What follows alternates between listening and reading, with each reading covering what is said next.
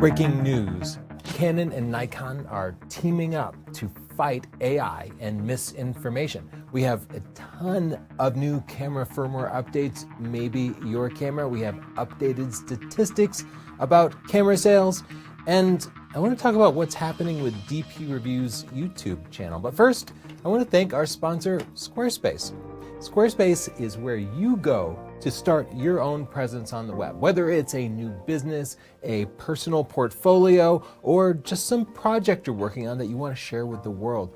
Forget social media. That is not stable enough. It's filled with ads. You need something you control. Head to squarespace.com/Tony. Pick a template, add your content, design it, customize it, choose your own custom domain, like I have northrupphotography.com. And when you're happy with it, use the coupon code TONY and they'll give you 10% off. Thanks so much for making this possible, Squarespace. On our first news piece, there's a ton of new firmware updates here. The most significant ones are for the Panasonic GH6 and the Sony ZV-E1. If you have one of those cameras, get the latest firmware update and they'll actually unlock some new video features for you, super useful. All these other cameras have more minor firmware updates that are mostly bug fixes, but really whatever camera you have, it might be a good time to head to your camera manufacturer's website, their support page, and then look up your camera model and make sure that you have your camera and any lenses updated, because sometimes those do solve problems. The biggest news in the photography community for 2023 has really been AI imaging. People can just type words in and a beautiful, extremely realistic image pops out. And that is having a big impact on the entire photography community. But something people really don't talk about is the false positives. When people see so many AI images, we all become a little bit skeptical. And then when we see potentially a real image that is absolutely incredible, we might question it. And I've had this happen to me. Just recently, I took a picture of a circular rainbow above my own neighborhood with a drone.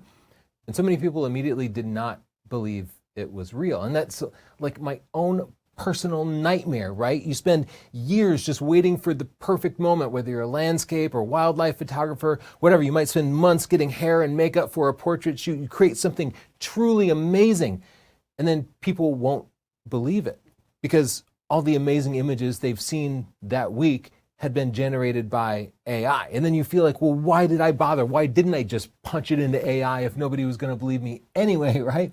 Well, that happened to a photographer in Australia who entered a photography contest, and the judges kicked her images out. They disqualified her because they thought the image might be AI, but it wasn't. This sucks, but there is a fix, and I'll talk about that in just a second. But while we're on the topic of AI, I do want to cover recent advancements. Adobe unveiled Project Gingerbread, their next step in AI image generation that allows you to sort of set parameters for an image using 3D modeling and then let AI do its work based on the composition that you create. And I think this is interesting because it is a more controlled evolution of this mid-journey sort of text to image process now, where you just sort of let the image generation AI do all the work, including picking your lighting and composition. Now you can control the light sources, the shapes, whether something follows the rule of thirds or not. And I think that's particularly compelling for photographers or anybody trained in composition, because you do want that additional control. But it also means it's going to be a very powerful tool for professionals and will definitely put some additional photographers out of work. Meta, the parent company of Threads, Instagram, Facebook, they revealed that they have been working on their own AI image solution. And in fact, they claim it's a little more sophisticated than the other AI imaging solutions. And I'm truly afraid of what Meta, Apple, and Google can bring to the table, because we've been uploading all of our pictures, like you, everybody. We've been uploading our pictures to Facebook and Instagram and giving them some rights to those images. And now they're going to be able to use a computer to just look at all of our pictures. Not only will they be able to generate pictures of anything, but they'll be able to generate very specific pictures of you and I, or anybody that has pictures in there. Here's what CNBC said. Meta says it plans to debut a tool for Instagram users that will let them modify photos via text prompts and share them in the app's story feature. So now you don't have to go into Photoshop to release something ridiculous and fake on Instagram. You'll be able to do it all within the Instagram app itself. And now people will be able to create very unrealistic things with just a snap of their smartphone and potentially very little photography training. It's a changing field, and that's why I feel like it's very important to stay up on it. There is an answer to this, something that gives photographers control and some amount of pride back. And that is technology that would validate that our images are real and perhaps even show any minor editing that you might have done. There's an organization called the Content Authenticity Initiative. They are working with organizations like Canon, Nikon, Samsung, Adobe, the New York Times, Reuters, to bring authenticity back to images, starting with images and then hopefully moving on to other media such as music, voice recordings, video. In this first stage, they're focusing on photojournalism. They want to create a system by which a photojournalist could capture an image and the news agency would be able to validate that it was genuine, probably with time and GPS stamps, perhaps even authenticating the photographer who took it. If this comes to fruition and works, it would make it more difficult for somebody to inject a fake image into the official news source. But it still, I think, doesn't go far enough because so many of the images we see now are not captured by professional photojournalists and they are not consumed directly from the website of the New York Times or Fox News or something. Instead, even if an image is generated by Reuters, it might get shared by somebody else on TikTok. So any sort of authentication system would be sort of invalidated because you could copy and modify it. So I personally hope for a more end-to-end solution, something that can authenticate images captured on a wide variety of cameras, including our traditional cameras as well as smartphones, and then be validated by anybody consuming it on their smartphone, TV, or computer. Here's how I think this is going to play out over the course of the next couple of years. I think Canon, Nikon, Sony will build on what they've already done regarding their forensic technologies. Like these companies, at least Canon and Nikon, have some system that will sort of add a hash to raw images when you capture them in camera.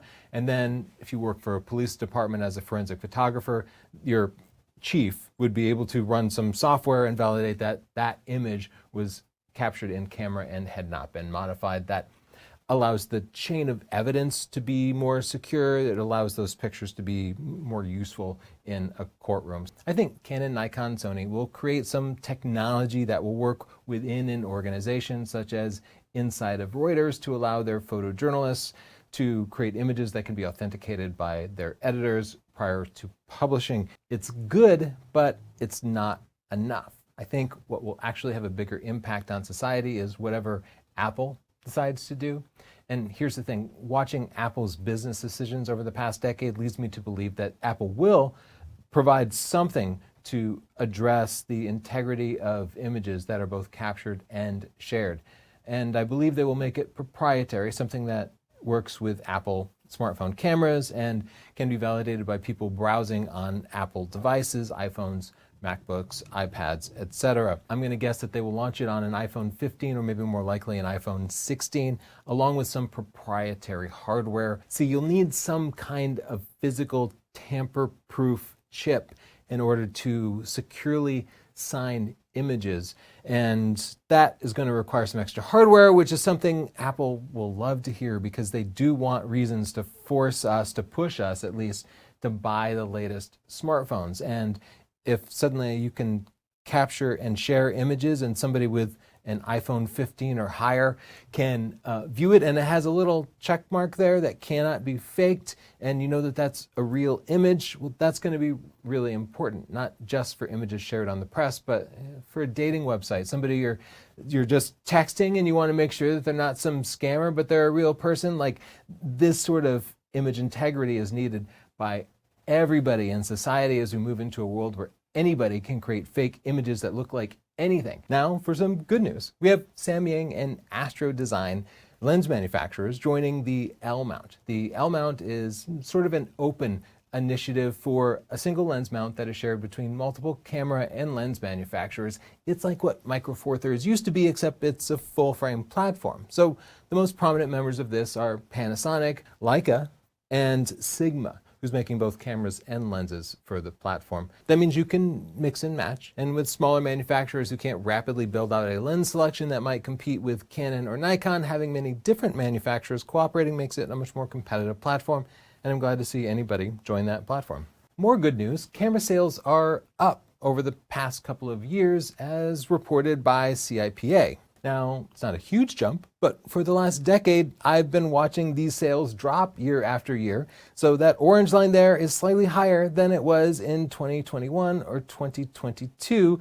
And that might mean that people are excited about the Nikon Z8, or more and more creators are out there wanting to make higher quality content than they can capture with their smartphone. But either way, I think it's good news for all of us. Lastly, I want to address what the hell is going on with DPReview. Like, I love the guys at DPReview, but the whole company was recently sold by Amazon to a very small company I'd never heard of called Gear Patrol. I noticed DPReview received the Sony A6700, as did I, but for the first time in many years, they did not publish something on YouTube. And that leads me to believe that their YouTube channel might be just left to die, which I think is too bad, because DPReview does still have some amazing talent. People like Richard Butler, who I consider to be a friend. I would love to see them continue making content, so I hope they do. But at this point, I'm feeling a little pessimistic by their absence. In the comments down below, tell me what you think of this AI initiative and how camera manufacturers should fight back to address it, and what impact it might have on society if we don't succeed in addressing it. And if you do want something real, if you want to create something of your own on the web, head to squarespace.com/Tony. You can get your own domain name. You can create any website you can imagine just about. You can have a store and sell products. You can take appointments or deposits from clients, or just show off your art, your images, your video, your work to the world. It all starts at squarespace.com/Tony, and it's a completely free trial. Make it so that you love it. And when you do, sign up. Use the coupon code Tony and they'll give you 10% off. Thank you, Squarespace.